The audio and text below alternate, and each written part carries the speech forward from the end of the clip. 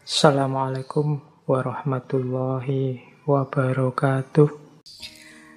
Oke, kita lanjutkan. Nah, apa yang harus dilakukan filsafat untuk menemukan kedamaian? Ada 3 jalannya filsafat. Yang pertama, berpikir rasional. Yang kedua, menemukan makna. Dan yang ketiga, dialog. Jadi, yang pertama, rasional.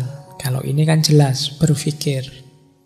Ini urean-ureannya sama dengan ketika kita pengantar filsafat itu ya. Bagaimana filsafat itu orang menyusun argumen, orang merancang konsep-konsep, orang mengkritisi, orang menganalisis. Ini namanya berpikir rasional. Pastikan dulu kalian sanggup ini. Bukan berpikir dogmatis, bukan berpikir fanatik. Kalau yang awal ini tidak mampu, sulit nanti kita damai. Jadi, tapi saya kan beragama, Pak. Dasarnya harus agama. Tidak usah khawatir. Agama itu sangat rasional. Kalau kalian paham dan mau mendalaminya. Tidak sekedar menyikapinya secara dogmatis. Agama sangat masuk akal. Jadi, yang pertama ini, kesediaanmu untuk dituntun oleh rasio, akal budi. Yang kedua, dengan cara menemukan makna-makna atau nilai. Ini nanti hubungannya dengan perilaku moral. Apa yang baik, apa yang buruk. Kalau logos rasional tadi, apa yang masuk akal, apa yang tidak, apa yang benar, apa yang salah. Kalau yang kedua ini apa yang baik, apa yang buruk. Ketika kita berpikir rasional, mencari yang benar, ketemunya tetap damai itu lebih benar daripada kekerasan. Ketika kita berpikir moral, apa yang baik untuk hidup ini dan apa yang jangan hidup ini, nanti ketemunya kedamaian itu sangat bermoral dan kekerasan itu sangat immoral.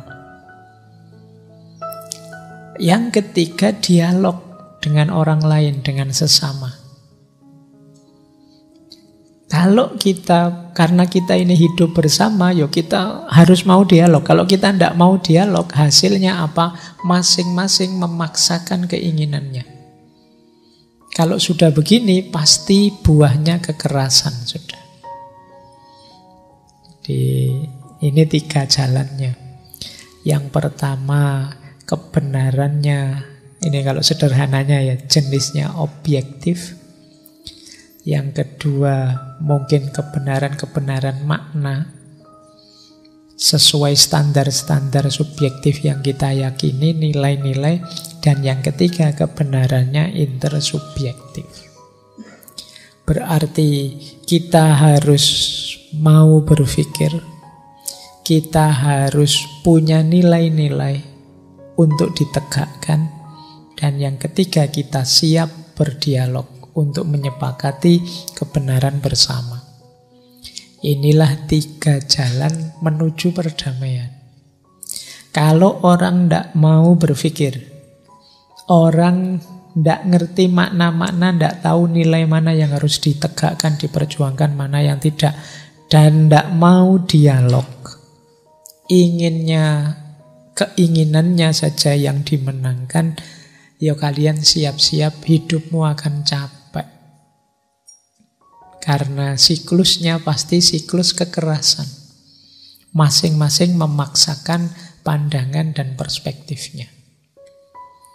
Jadi jangan heran kalau kalian belakangan ini sering rasanya kok capek saya, Pak. Lelah. Loh, kamu ngapain kok bisa lelah? Padahal cuma buka HP loh, Pak, saya itu.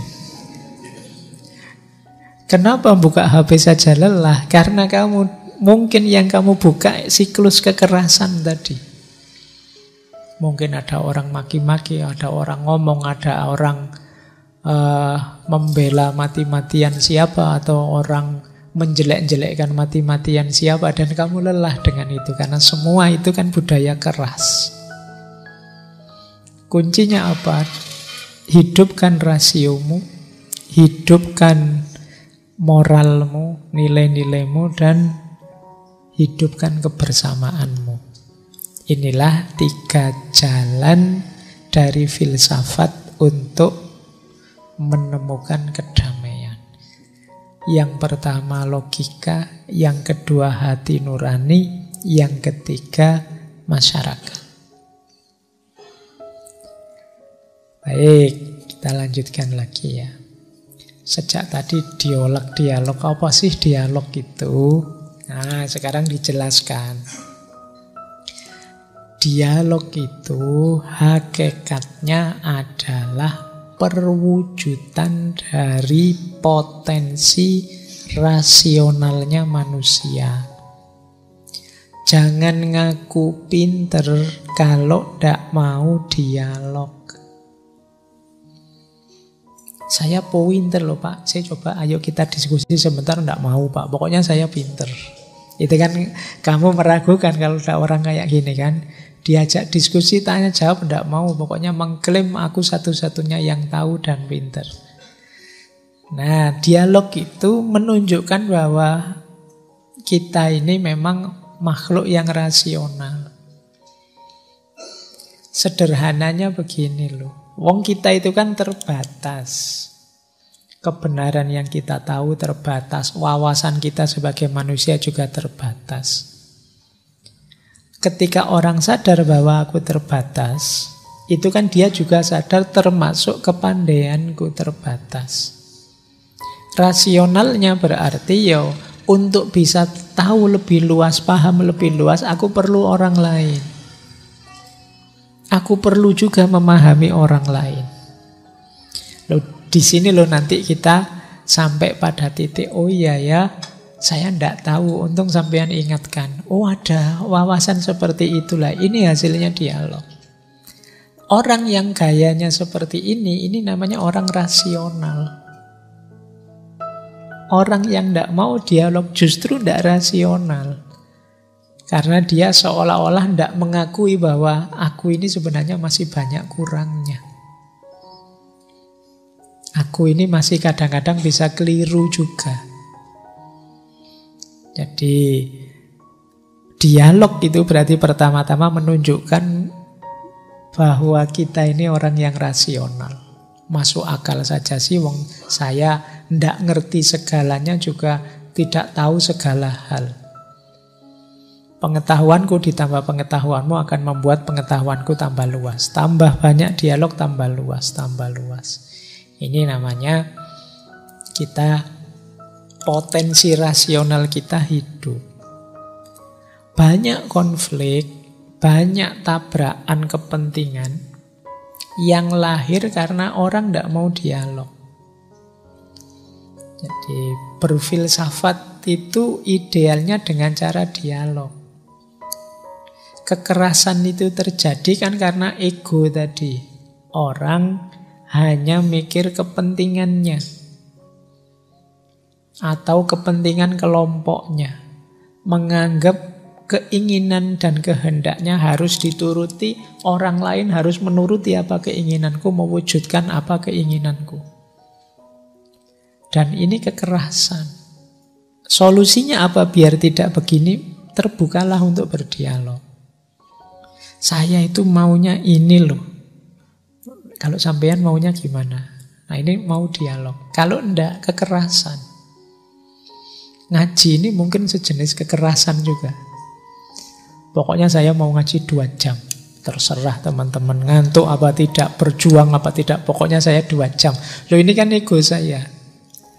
Jadi kalian berjuang akhirnya kan kalian kesulitan. Ketabrak kekerasan yang saya lakukan. Ya alhamdulillah kerasnya keras ngaji. Kalau di luar mungkin ada kerasnya politik, ada macam-macam kekerasan. Ya hidupmu akan capek, lelah. Baik. Nah, Kalau orang sudah tidak mau dialog, maka sebenarnya bukan rasio lagi yang main, bukan akal budi yang menggiring dia, tapi emosi, ego, dan keinginan. Karena kalau akalnya jalan, dia akan sadar bahwa hidup ini perlu dialog. Baik, meskipun filsafat luar biasa, sama seperti kebijaksanaan tadi. Filsafat pun harus kita persepsi sebagai yang belum sempurna atau tidak sempurna. Kenapa? Secanggih-canggihnya akal budi berpikir, ya bisa keliru, bisa ndak pas, bisa ndak akurat, bisa ndak sesuai. Coba teman-teman cek ya, Plato pada zamannya, Aristoteles pada zamannya, itu kan luar biasa, orang sulit membantah. Tapi semakin ke belakang, ternyata ya ada kurangnya. Makanya ada Plato, ada Plotinus, ada Neoplatonisme. Itu cara berpikirnya agak sambung menyambung. Ada Thomas Aquinas, ada Neotomisme, ada Karl Marx, ada Neomarxisme. Itu karena apa? Ya karena kesadaran bahwa tidak ada satu gagasan pun yang perfect, yang sempurna. Setiap gagasan ada kurangnya. Maka meskipun tadi filsafat sangat penting untuk mewujudkan perdamaian, ya tetap saja harus selalu dikembangkan, direvisi ulang, dicari yang lebih relevan terus-menerus, karena zaman ini berubah. Baik, saya lanjutkan. Ini sebenarnya mirip saja penjelasannya dengan tadi tentang agar kita memegangi filsafat itu tidak dogmatis. Ada orang itu, saya filosofis loh Pak, tapi memegangi pikiran para filosofnya dogmatis. Pokoknya kalau nggak filsafat ini enggak. Wah, saya fanatik sekali Pak kalau dengan Karl Marx atau dengan Nietzsche. Wah, itu namanya dogmatis sudah. Kalau sudah dogmatis ya enggak filosofis lagi. Nanti kalau dogmatis itu apa-apa jawabannya Nietzsche atau Karl Marx, apa-apa jawabannya Imam Ghazali, sidik-sidik Ghazali, sidik-sidik Imam Ghazali. Nah, ini namanya sudah dogmatis. Bukan berarti Karl Marx, Nietzsche atau Imam Ghazali salah, tapi kan beliau itu anak zamannya, yang kadang-kadang ide-ide beliau kehilangan relevansi ketika situasi berubah. Jadi ayo berdamai dengan jalan filsafat menuju perdamaian, tapi juga yang terbuka, tidak tertutup. Filsafat yang tidak dogmatis. Nah, ini ada menarik beberapa uraian tentang cirinya filosof yang baik dan tidak baik. Oke ya, wah ini untuk bahan refleksi kita Pak. Ya saya tidak yakin kan, apa kita sudah filosof apa belum. Jadi filosof yang baik, yang pertama, dia akan jadi juru bicaranya kebaikan. Yang kedua, dia pasti pendidik. Jadi filosof yang baik itu memintarkan, meningkatkan kualitas orang lain. Yang ketiga, dia guru kemanusiaan. Yang keempat, dia membawa orientasi hidup damai. Dan yang terakhir, dia adalah pembaharu dalam hidup bersama. Selalu melahirkan ide gagasan baru untuk membuat masyarakat jadi lebih baik, lebih baik. Ini filosof ideal. Menyuarakan kebaikan, mendidik, mencerdaskan, mengajarkan kemanusiaan, mengorientasikan hidup ke arah kedamaian, dan senantiasa memperbaharui ke arah yang lebih baik. Ini filosof. Meskipun kata Erich Weyer, sebutan filosof itu ya kadang-kadang dipakai secara negatif.